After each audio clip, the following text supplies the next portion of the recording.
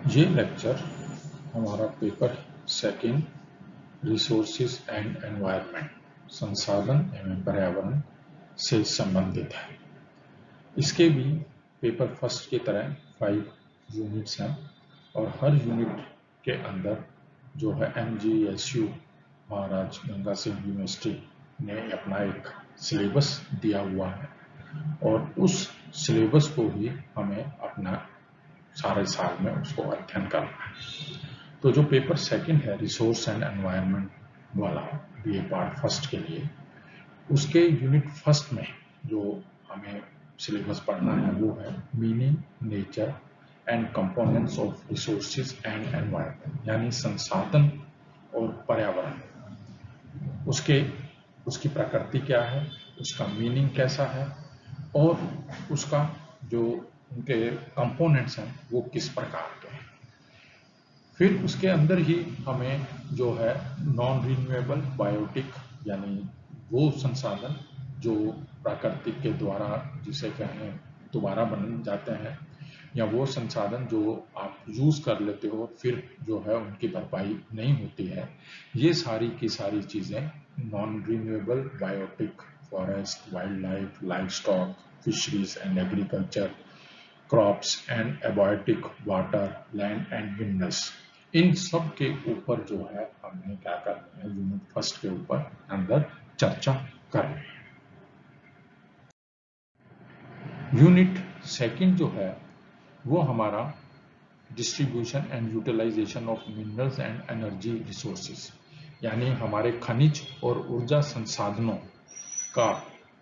वितरण के ऊपर है, उनके उपयोग के ऊपर है और उनका इकोनॉमिक इंपॉर्टेंस क्या है। और वर्ल्ड लेवल पे हमें ये देखना है कि जो खनिज हैं और जो ऊर्जा के स्रोत हैं या संसाधन हैं वो कहाँ कहाँ उपलब्ध है और इनकी कितनी मात्रा जो है वो हमें उपलब्ध रहेगी। फिर क्योंकि आप ये भी हमें पता है कि जितना भी कोई देश डेवलप है या जो अगर मान लो कोई डेवलपमेंट के जो पैमाने को पूरा कर रहा है तो वो सब किस पर डिपेंड करता है, उस देश की खनिज और ऊर्जा स्रोतों पर करता है।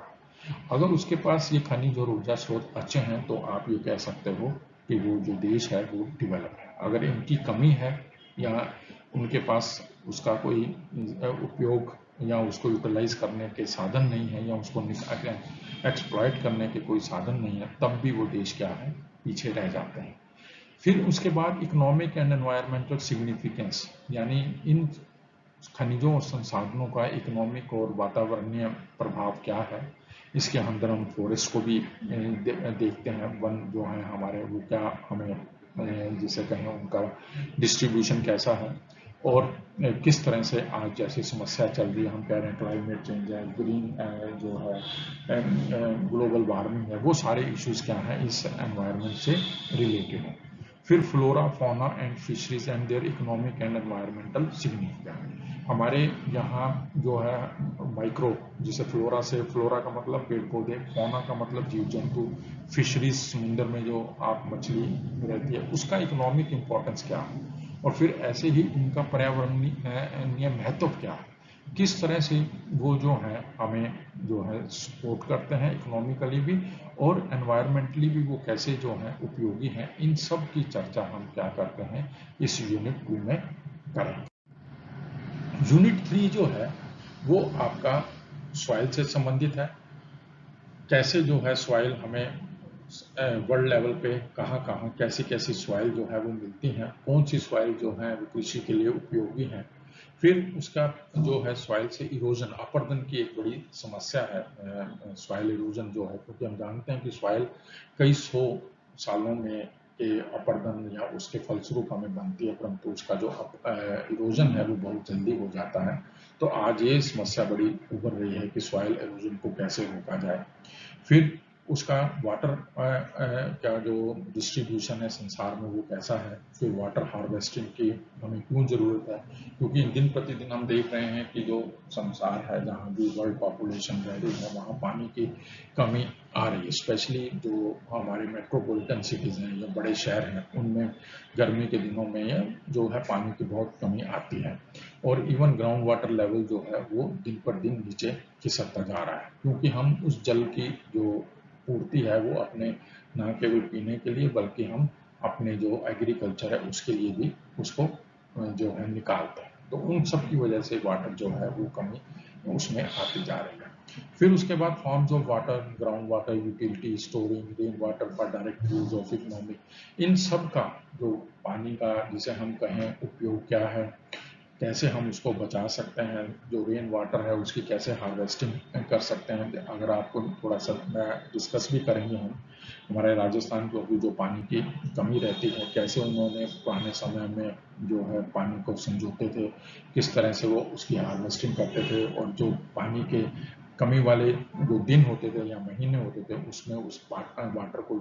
यूज़ करके वो पूरे का पूरा जो जल संरक्षण है या जिसे कहें वाटर कंजर्वेशन जो है उसको इम्पोर्टेंस देते थे। यूनिट 4 जो है वो classification of environment, natural and human and man environment, यानी पर्यावरण का वर्गीकरण है, मानवीय और वातावरण जो है उन्होंने कैसे जो है मनुष्य को प्रभावित करता है, और इसके ऊपर भी कुछ अप्रोचेस हैं, जैसे एक एनवायरमेंटलिज्म की अप्रोच है, ऐसे ही फिर पॉसिबिलिज्म जिसे संभववाद की अप्रोच है, हम उनको भी इसमें चर्चा करेंगे। फिर उसके बाद है इसमें inter relation with respect to population size, types and economy and technology, कि पॉपुलेशन से संबंधित जो है चीज़ें हम इस यूनिट 4 में पढ़ेंगे, और पॉपुलेशन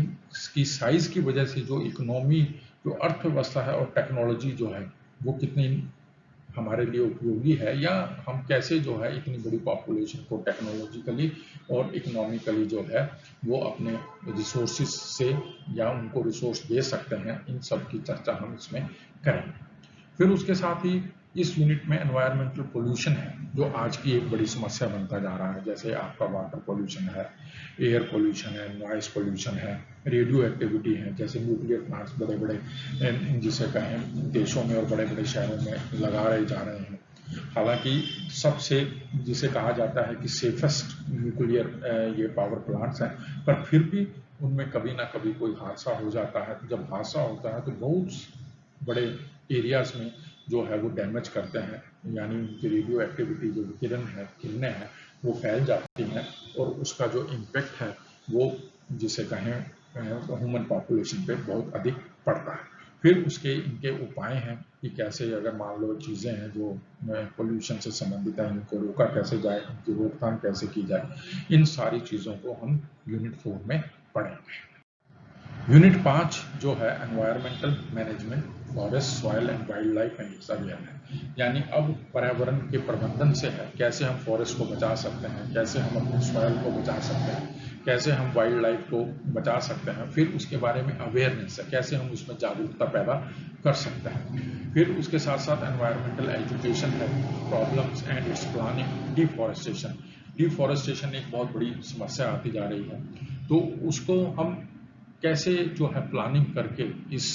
चीज़ को यानी एनवायरमेंटल पोल्यूशन को कम कर सकते हैं, उसको मैनेज कर सकते हैं, यानी हम ये कह सकते हैं कि एक सस्टेनेबल डेवलपमेंट का जो कंसेप्ट है वो हम लागू करें, जिससे कि जो एनवायरनमेंट है वो भी जो है प्रदूषित ना हो, और हमारे जो एनवायरनमेंट से जो हमें खनिजों से या हमारे जो एनर्जी के सोर्सेज हैं उनसे हमारी जिसे कहें पूर्ति भी होती रहे, और आने वाली जनरेशन्स को भी उनका लाभ मिलता रहे। ये सारी की सारी ग्लोबल वार्मिंग हुआ, ये डिफॉरेस्टेशन हुआ, प्लानिंग प्रोसेस हुआ, या फिर एनवायरमेंटल एजुकेशन हुई, इन सब को चर्चा हम किस में करेंगे, इस यूनिट 5 में हम करेंगे। इस तरह से आपके पास 1 से लेके 5 यूनिट्स हैं, जिनमें हर यूनिट का अपना अपना एक सिलेबस है। हम इन पूरे सिलेबस को साल भर में डिस्कस करेंगे और उसके ऊपर टाइम टू टाइम हम चर्चा करते रहेंगे। अब इस जो paper second resources and environment है, जिसको हमने अभी यूनिट्स में डिस्कस किया है, unit first, second, third, fourth, fifth, अब उस सारे के सिलेबस के ऊपर कुछ हमारी जो है बुक्स हैं जो उसके लिए रिकमेंड की जाती हैं, यानी सिलेबस को जो कवर करती हैं। आप विद्यार्थी उन बुक्स में से किसी एक बुक को बेस बना सकते हैं, जैसे मैंने अपने पहले भी लेक्चर में कहा है। उसके लिए अग्रवाल की एक बुक है, वो भी काफ़ी अच्छी है। उसके बाद अलेक्जेंडर इकोनॉमिक ज्योग्राफी, ये इंग्लिश मीडियम वाले बच्चों के लिए है। एलएम की है स्टूडेंट्स वाली, ब्राउन की है, ग्लोबल एनवायरनमेंट है। उसके बाद आपके पास एक ग्योचो लॉन्ग की बुक है, ह्यूमन एंड इकोनॉमिक ज्योग्राफी, ये काफ़ी अच्छी बुक है, जो बेसिकली इवन जो आरएएस वाले जो लोग हैं या आईएएस वाले लोग हैं, वो ह्यूमन एंड इकोनॉमिक ज्योग्राफी पे इस पुस्तक को बेस बुक बनाते हैं और पढ़ते हैं। फिर उसके बाद इकोलॉजी ऑफ नेचुरल रिसोर्सेज है, हिंदी में वी के श्रीवास्तव की बुक है। सविंदर सिंह की, जैसे मैंने फिजिकल ज्योग्राफी में कहा, ऐसे ही एनवायरनमेंट के ऊपर भी एक पुस्तक है जो दोनों भाषाओं में उपलब्ध है, इंग्लिश में भी उपलब्ध है और हिंदी में भी उपलब्ध है।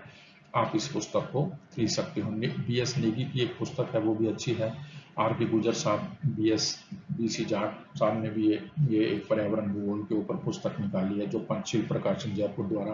प्रकाशित है। आप इनमें से कोई भी बुक जो आप खरीदना चाहें वो खरीद सकते हो और अपने सिलेबस को